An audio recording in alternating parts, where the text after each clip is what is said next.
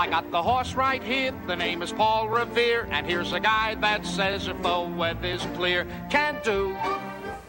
Hello, RC fans, and welcome back to another edition of Handicapper's Corner, brought to you by the Derby Bar and Grill. I'm Mike Heads, along with Drew Forster. We're going to go through the Sunday, June the 3rd races at Hastings. We do have 8 races on tap. Headed by the River Rock Casino Handicap for the 3-year-olds, going 6.5 furlongs. It'll be the last sprint before they start heading along on their trek to the BC Derby. The heavy favorite will likely be Weekend Wizard, but that'll be in race number 7. Yeah, very interesting race. Monster performance last time by Weekend Wizard. Does have a Red Cup horse coming in to challenge him. Yeah, that'd be interesting. We'll touch on Peter's them always, in a minute. He's dangerous. If this one can't do it, Peter will get another one. There'll be another one down the pipe soon. Another one. Exactly. Game, Mr. Red Cup. First race on the card is a 3-and-up Colts and Geldings $4,000 non-2 event, going 6.5 furlongs. Field is 6 here. I landed on the 2, Martello, good 4th last time, beating 3 lengths behind Presidential Bird, Footman, Perfectly Reckless at an 8 non-3 level. Only got beat a couple lengths for 3rd that day. Now into a 4 non-2. That was an 8 non-3. Now into a 4 non-2. He looks pretty live in here for Pat Jarvis, who's off to a good start. Threw Texas Kid in the 2nd spot at a Frank Berry barn. Broke his maiden extremely impressively first start here. Yep. Another one that went up in that 8 non-3 race. Pressed the pace on a closer's track, 22 and 146. He faded badly, but he'll be more dangerous in this race with not a lot of other speed to compromise him here. And who did I put? I put Timber King in the 3rd spot. He's had 2 races for Rob Gilker. He could get up for 3rd, but I really like Martello in here. I went 2-4-6. Yeah, Martello was definitely the horse to beat. I'm going to try the 4, Texas Kid. This horse was really compromised by the pace scenario. 22 and 1. The inside was not the place to be that day. Every horse that was near the rail absolutely had a horrible day. Fell apart. And it was just one of those deep track on the inside, and the outside was the place to be. And Texas Kid suffered, and that's why the horse got beat 23 lengths. This horse will be way better. No speed in the race. He gets the lead. I'm not saying he can beat Martello, but he is the one that can beat Martello. And he's the one Martello's going to have to pass. Right. So I'm going to go 4-2, and I put with Cherokee Warchant in for 3rd. Yeah. But I'm with you. It's 2-4-4-2. I went Texas Kid on top. On the 2nd race, $16,000 fillies and mares, or fillies, pardon me, 3-year-olds going 6.5 furlongs. The 5-horse Camus Reserve couldn't have been any more impressive in her Hastings debut. Did parlay some winter conditioning down in Phoenix into that easy victory. Mike takes the slight step up, pardon me, to 16,000, and Dennis Arrojo is going to be a short price favorite. I took her to win it. 2-horse and Otis in for 2nd, was 2nd, but hadn't run since last October, so she could make things a little closer. And it was between Maury Girl and Palace Green for 3rd. I put Maury Girl in for 3rd. A pretty impressive debut. This is raced the same day, a full 2nd slower than Camus Reserve, but the fractions were totally different. 24 and 1, 48 and 3. It was pretty slow early, but she came home pretty fast. I thought she was worth maybe 3rd. But Camus Reserve, your horse to beat, 5-2-3. I don't have much to add. Camus Reserve, I mean, that was for 12.5, this is for 16. It's basically the same fillies. No reason why she can't come right back and win again. Camus Reserve on top. I agree with the notice. As you mentioned, that was her first start. Camus Reserve has been winter racing, so she could be a little bit tougher to she could give Camus Reserve a better run for her money this time. And I was with you, Maury Girl, Palace Green. I went the other way. I went to Palace Green. Phil Hall having another very good year, coming off a maiden 8 score for Palace Green. 5-2-4 for me in the 2nd. On to the 3rd. Get my pages apart there. $4,000. Non-winners of the year. Non-winners of the year. Going 1 mile and a 16th for older Colts and Geldings. Field of 6. I went to the 2, Devil in Disguise. I mean, this is a race you can kind of make a case for everybody in here. I couldn't really decide. I went to Devil in Disguise. Great record. 5 of his 7 lifetime wins have come at today's distance. He's had 2 very good races under his belt. Top connections, Glenn Todd, Aaron Grider. I've picked him twice already. I'll go back to him again to win going long. Devil in Disguise over Fleming's Beach. He's a cool horse. Marked improvement from his first start this year to his 2nd start. And another one who's very good going long. He's won 11 times, 4 at today's distance, 4 for 10 at today's distance, and that stretch out could be just what he needs for Fleming's Beach. I don't want to give up on him yet. And I threw in Pfeiffer, one of that Adichie Stormy Teen race. He could be tough. He's another one good going long. 2 of his 5 lifetime wins have come at today's distance. I left out Tapacero, figures to be tougher going longer. Killarney Kid, I know your top pick, coming off a 12.5. He should be a lot tougher off the grid. Tough race. I went 2-3-6. Yeah, it is a tough race. There's nothing you can really hang your hat on in here and really feel confident. There's no one I don't think is going to get away cheap on the head end. There's no closer that really stands out yeah, a lot just above gonna everybody go out else. and win the race. It's just a very difficult race. As you mentioned, I went to the 4 Killarney Kid. Showed nothing in a 12.5 sprint last weekend, but it was strictly a race to get it something, shake off a little rust. This horse's route races last year would destroy most of these horses. All 3 of his wins at today's distance too. No, he's just a good route horse, and he just of no use sprinting. But going long, he's very good. But it's been a while since he's won a race, and so it is a concern. It depends on what kind of price you want to take on a horse like this that hasn't won a race in a long time. You got to go back to 2016 for a victory for Killarney Kid. So that's a little, I don't want to take 2-1 on the horse, and just because he's dropping for 4,000, he still hasn't won a race. So you got to look at some value too. I put the 6 Pfeiffer. Always like this horse. He keeps getting hooked on hot paces whenever he runs. He's going to be dangerous, I think. I don't see anyone to go with him in here. And I think Pfeiffer and Scott Williams could be dangerous. And I put the 2 horse Devil in Disguise in for 3rd. I left out Fleming's Beach. I've taken him a lot, and he's better going along. He'll be part of the race. He can win it. I think definitely 4 horses for me is 2, 3, 4, 6. But I went 4, 6, 2 in the 3rd on the 4th race, maiden 4 grander. I went to the 2 Coat of Arms, big class drop. Not much to talk about here. Good work in a minute and a tick. A lot of nice works for this one, but obviously, not one that the connections want to keep. It's a 4-year-old and aggressively spotted for 4. So for me, it's Coat of Arms at a short price. Over the 4 is Sir Roosevelt, who gave a good account of himself. Did lose to El Diamante. That's not the strongest race, 120 and 3/5. Yeah. And I put him in for 2nd, and I put the 6 Cyclone down, who finishes in behind. I went 2, 4, 6. I agree. Coat of Arms, as you mentioned, they paid a good price for this horse. He's running much higher throughout his 3-year-old year, now in for 4. Did not get their money's worth. Did not get their money's worth. But, I mean, out of everything, like the works, at 59 and 4, minute and 1, that's good enough to win this race. We've seen Glenn Todd pull that move many times in the past, a couple times this year already. Coat of Arms on top. I agree with Sir Roosevelt.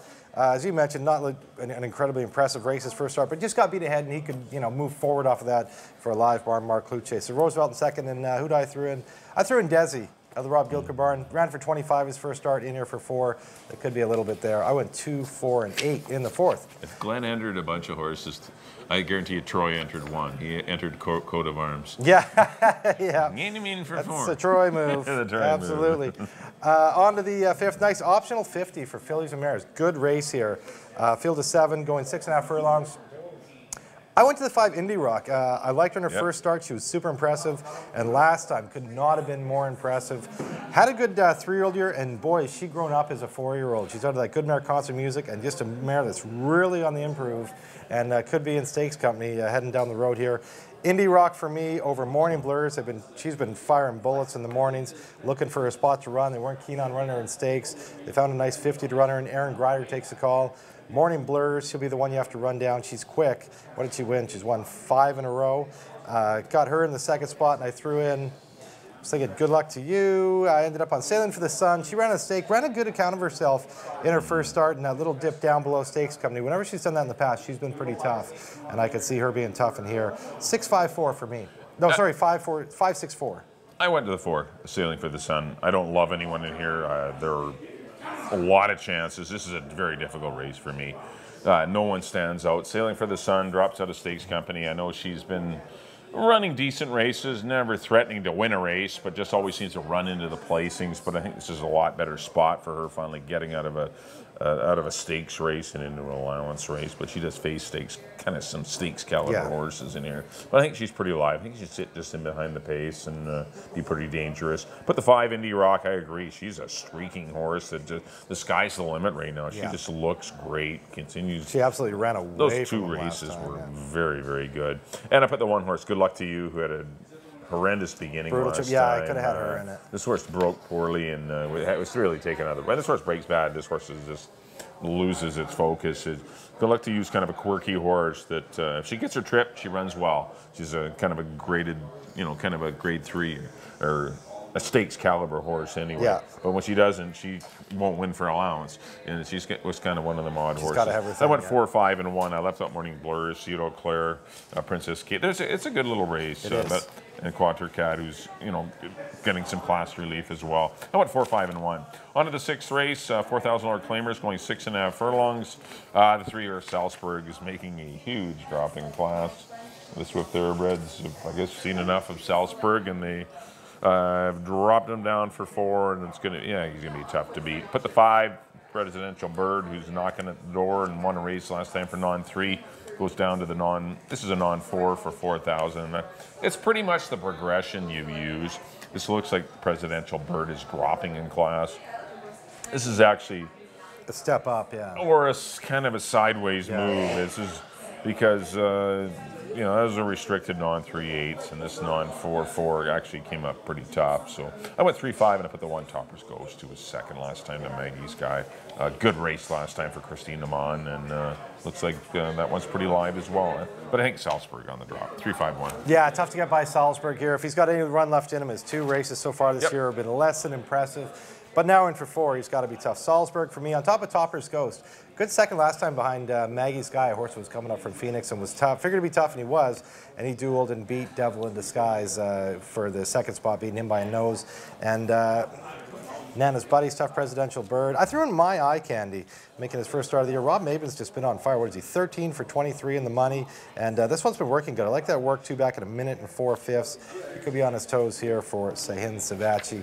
3, 1, and 7. I really like 3 and 1, and after that, I get lost. 3, 1, and 7 for me in the 6th. On to the 7th, the River Rock Casino. Nice stake for 3 old boys, as Mike mentioned, as we trek towards the BC Derby in September. No clever pick here. Weekend Wizard wow, he just ran away from them last time. Won by 5.5. It looked like more. It felt like more. No, it looked like he was 1 by 8. Yeah, he felt like he won by 10. He just really powered, came off the pace, and was much the best. Just powered by them and one going away. Weekend Wizard for me. A Grossi Fleet, the Redicott Blaine Wright horse is interesting. Broke his maiden at Santa Anita. Those are tough races. Came back. This is last year in the juvenile. Ran 2nd. Then he hadn't run since, so he probably needed that last race, and he pressed the pace. He went in 21 and 4, 45 and 2. He was in between horse. It wasn't an easy race. He did fade run 5th, but he gets a class relief coming here, and he's got the race under him. He could be very tough. A Grossi Fleet in the 2nd spot. After that, Ezekiel, I don't mind. After that, it's everybody. Wise Market, he could rebound with a big race. Next, Otis is a horse going the right direction. Ezekiel's obviously got some talent, but I did go with Slews to Boston. I just feel like this is a horse that gets no respect ever. 12-1 in the nursery, ran 3rd. Last time he was 10-1. Good second behind Weekend Wizard. Ahead of He's the Reason, so I threw him in for 3rd. I went 5, 3, 4. Yeah, Weekend Wizard by a mile in here. I just think Weekend Wizard's going to run. Aaron worked the horse on May 27th. This horse finished full of energy. Looked great. There was this 101 and 3, and the horse. I timed him, and from the gap, and he finished strong. He was slow early, finished strongly, galloped out well. He's set to route next time out. But Weekend Wizard looked great. He still continues. Craig's done a great job with him. The horse looks fantastic. He's not a big horse at all. He's a little tiny thing. I know. But he's just got his muscular rear quarters. He's got this muscular shoulder. He's a real quarter horse build type of, but really small horse. I said to Craig last time, because it was the same day, it was a Derby day last time when he won. I said, hey, looks like Justified. He's got the big white blaze. And Craig said, yeah, or half of them. Yeah. Because he's not very big, no, but he's not. He's stout. He's one of the smaller horses on the track, but don't worry, he's going to run pretty fast again. Argosy Fleet for Peter Redicott and Blaine Wright, I agree, for 2nd. Been running again, ran a stake race 2 back last year. First run this year, got caught up in a big speed duel when moved to the Bill Spar barn. But since been moved up north to the Blaine Wright barn in Seattle. Worked in a minute, and it's going to be some speed. It'd probably be the speed, be the one to catch. Dennis Arojo rides. And I put the 1 horse, Wise Market, for Phil Hall. He's always pretty tough. He didn't get a great trip last time. Wasn't really in the race sprinting, but He didn't run very many bad races last year on his way to being the 2-year-old champion. And yeah, I know. It was him or Sluice. I just felt like Sluice Boss gets no respect, and he's running good races. That's why I threw him. 5-3-1 for me in the 7th. On the 8th and final, $4,000 fillies and mares. Not 3 lifetime. The 6 Seagold for me. Narrow loss to Total Defense and Storm Cruiser. Had to battle on the head end on a closer's track. He was doing all the fighting, and the closers benefited. And I thought Seagold ran very well. Put the 1-horse Flaming Youth, who was also near the pace, pressuring it, in for second. And I put the 5 Storm Cruiser, who benefited from all the pace pressure, and got up to. I think he's better going, or she's better going a little farther, but could possibly win with another hot pace up front. I went 6-1-5. I did go with Storm Cruiser just because that was her first start. Seagold was making her second start. Flaming Youth was making her second start. Perry Ann. A lot of these horses were running, and I feel like Storm Cruiser was did benefit from a fast pace and a racetrack where closers were tough. Good, wide closers. But there is some speed in here too. I'm thinking it could set her up, and anything close to that last one, she's going to be tough. Storm Cruiser over Seagold. I agree with your top pick. Did all the heavy lifting last time. Still only got beat 3/4 of a length. She's live under Scott Williams, and I threw in Perry Ann, who's already won 2 this year. Yep, another Rob Maben runner. Rob's horses are running good, as I mentioned. 5-6-4 for me in the 8th. That'll do it for our analysis of the Sunday card. Up next on screen will be our picks. Mike, as always, you're up first. Back in race 1, I went to the 4 Texas Kid. I'm going to try and maybe beat the 2 Martello. I'm going to go 4-2-3. Race number 2, I went to the 5 Camus Reserve, heavy favorite. Definitely 2-5, 3-5. Best bet of the day kind of horse. Yeah, 5-2-3 for me in the 2nd. 3rd race, I went to the 4 Killarney Kid on the class drop and stretching out 4-6-2. Race number 4, another class dropper. Number 2, Coat of Arms. 2, 4, and 6. A lot of chalk going on here. Race number 5, I went to the 4 Sailing for the Sun. Race 5 does kick off. The late pick 4. We do have 8 races today. I went 4, 5, and 1, but a good race, good allowance race in race 5. Race number 6, I went to the 3 Salzburg, another one on the class drop. 3, 5, and 1 for me in the 6. Race number 7, the 5 Weekend Wizard looks fantastic. I'm going to try him to defeat the 3 Argosy Fleet and the 1 Wise Market. And the 8th and final, I went to the 6 Seagold over the 1 and 3. On to my picks. There we go. Back in the 1st, I went with the 2, probably a heavy favorite here, Martello over the 4 and the 6. The 2nd, I agree with Mike. This is my best bet of the day. Number 5, Camus Reserve over the 2 and the 4. In the 3rd, I went to the old horse, number 2, Devil in Disguise over the 3 and the 6. In the 4th, I agree with Mike on number 2, Coat of Arms over the 4 and the 8. In the 5th, number 5, love this filly, Indie Rock over the 6 and the 4. In the 6th, the big dropper, number 3, Salzburg over the 1 and the 7. In the 7th, the River Rock Casino for 3-year-olds. I went with the 5, Weekend Wizard. Couldn't have been more impressive in his last start. Over Redicop's Invader to the 3, Agrossi Fleet. I threw in the 4, Sluice de Boss for 3rd, and the nightcap, I went to the 5, Storm Cruiser over the 6 and the 4. All right, thanks everyone.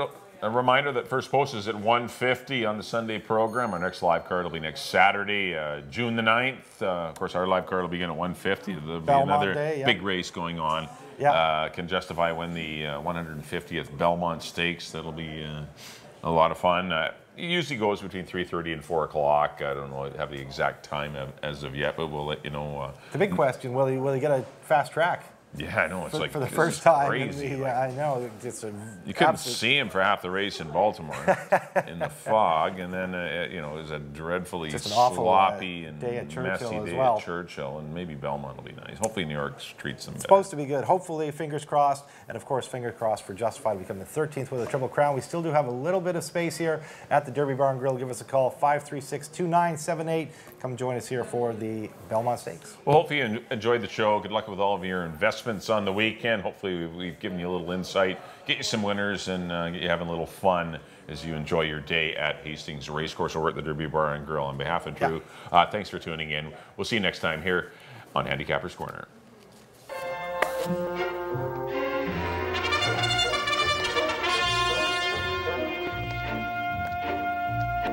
I got the horse right here, the name is Paul Revere, and here's a guy that says if the weather's clear, can do.